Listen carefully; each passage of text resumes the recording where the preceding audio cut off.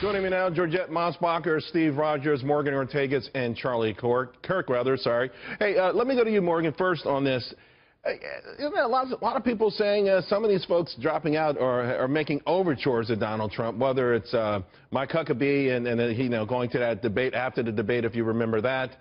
Certainly Christie at the diner yesterday with Donald Trump, and then the long phone call after the loss last night. Maybe people saying Ben Carson would make a good Surgeon General. Even he admitted to Neil Cavuto that he would listen if offered. What do you think?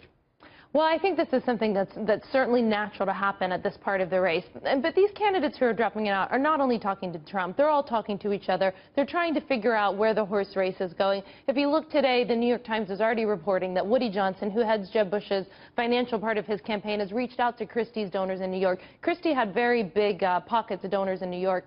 So there will be a big race between Bush, Rubio, and Kasich to try to get the donors from him, from Huckabee. So this is all natural part of the race. You do fundraising for Bush, right? I do, yes. Okay. Have you guys reached out to any of these people? Do you know if Bush's campaign has? As I said, yes, Woody Johnson, who heads the fundraising apparatus for the Bush campaign. Yes, okay, I thought he was with Christie. I didn't know he was with Bush. No, he's with Bush. That was actually a big contention early on in the race because he chose Bush over Christie. So he is one of the most prominent businessmen in New York, reaching out to all of the big Christie donors. So this is a lot of the behind the scenes what you're going to see going on. While some people may have reached out to Trump, no one has endorsed him yet. So I think when it comes to, clearly Trump has won a primary, Cruz has won a primary.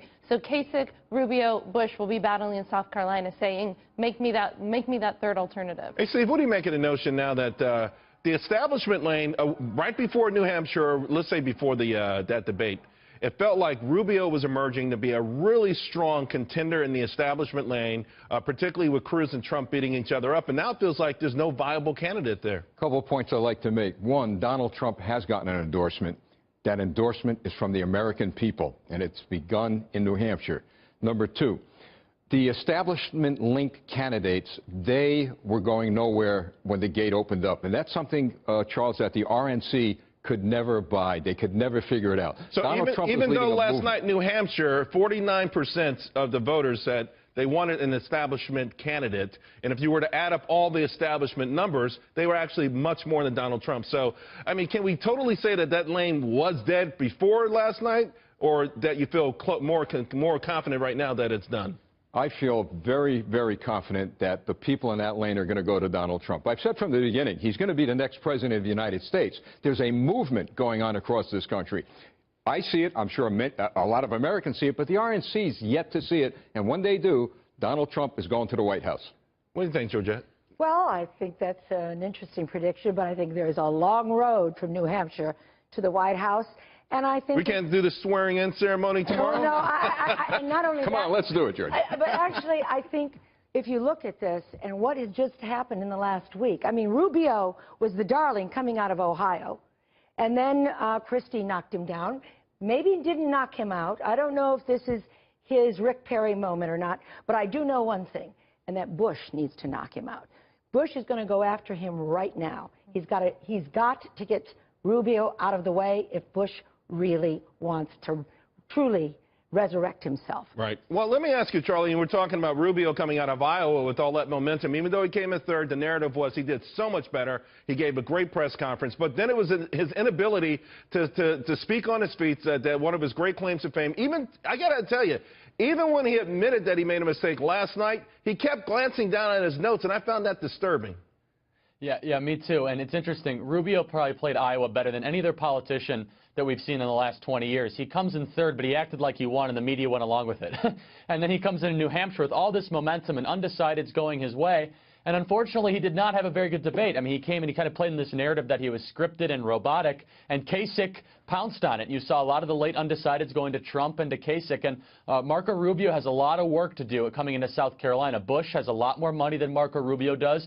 Bush is kind of doing the Marco Rubio Iowa thing where he's pretending like he won even though he came in fourth. But Bush was going to have his brother stumping out in South Carolina. And I'm going to tell you, this is going to be a do-or-die moment right now for the Rubio campaign, because they will now have come in third in Iowa and fifth in New Hampshire. And what are they supposed to say after South Carolina if they don't have the top 3 finish? It's going to be a do-or-die moment for the Rubio campaign. Feels like a do-or-die moment, I got to tell you, for Rubio and your man Bush. I mean, listen, I know he's got all his cash, all his organization, but if he can't break the top 3 in the first 3 contests, doesn't he realize sticking around only makes it worse for makes his worst dream probably come true? I would say that you could have that argument for both Rubio and Kasich as well. I mean, I think it's misdirected to only say that to Bush, especially whenever he. Well, I was saying Bush and Rubio. Yeah. Although you can't throw Kasich in there, and I got to tell you, listen, I don't put Kasich on the same level, in part because of the cash and the footprint. He has the least amount of cash of anybody who's left, and he's polling under 2% in South Carolina. Kasich went into New Hampshire as a tactic, not as a strategy. Right. And the tactic worked. It worked well. Where does he go now? I disagree. We brought this up earlier today when you and I were talking. I disagree that the strategy worked. I think everyone in the media is saying Kasich went all in and it worked. No, I think he's double-digit loss. But it was a double-digit loss in New Hampshire. I don't think that's a win. But Charles, I don't think it gets him any momentum. I think for the good of the country, and we've said this before, those who are falling under a certain percentage, bail out. You know, and God bless all of them. I mean, my hat's off to all of them. It's a tough job to do.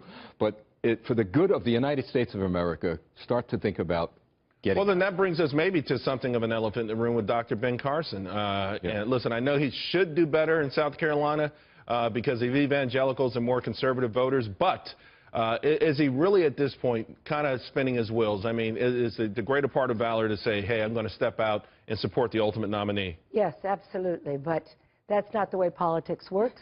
And we don't know ultimately what he wants. He may want to be on the ticket. So he may want to play this out. But politics hasn't worked this way forever with Donald Trump in the race. It's a great difference. But we still have a long way to go. I repeat that. And we've seen how things can change so quickly. Rubio, now Kasich wins this, and now Bush all of a sudden. Look, a week ago, I heard people saying this was the beginning of the end of Trump after Iowa. Right. Well, Trump, this was a big win. I am going to invite you to Donald Trump swearing in. That's going to be a crowded thing. You got 1 million invites?